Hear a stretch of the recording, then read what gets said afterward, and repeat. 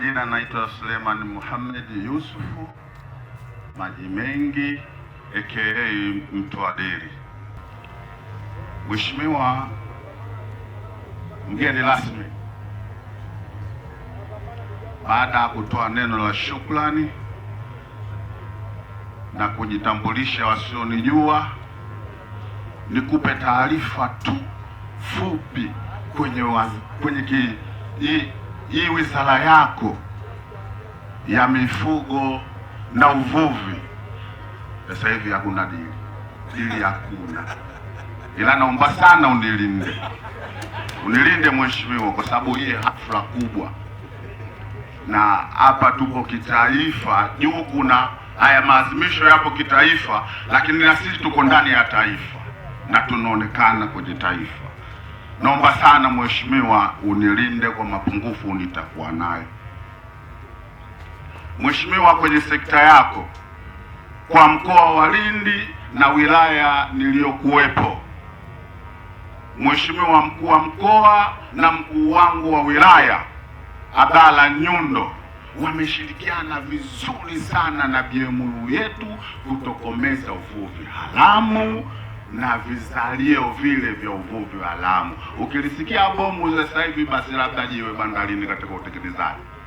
Hakuna bomu, hakuna nyavu haramu, hakuna vivuvi haramu.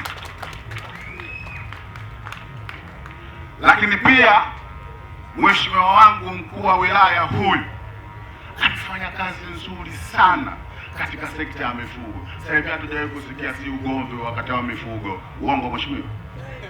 Mimi sijasikia. Kama naongopa semeni huko, wananchi mpo. Mimi sijasikia sasa hivi ugomvi, lakini kila siku tunasikia mapanga, watu wanauana, lakini toka amefika yeye mambo safi kabisa.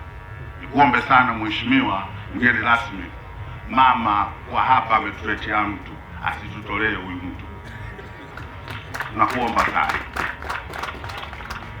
Lakini pia nikuombe mheshimiwa mgeni rasmi, nikuombe katika sekta hii ya uvuvi tuzidi kutuboreshea katika mapato ambayo yale tunayapata katika sekta yetu ya uvuvi, hususani masoko ya nje na ya ndani.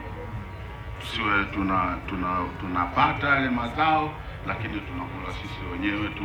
Masoko ya nje hatuyapati na ya ndani yenye tija hatuyapati.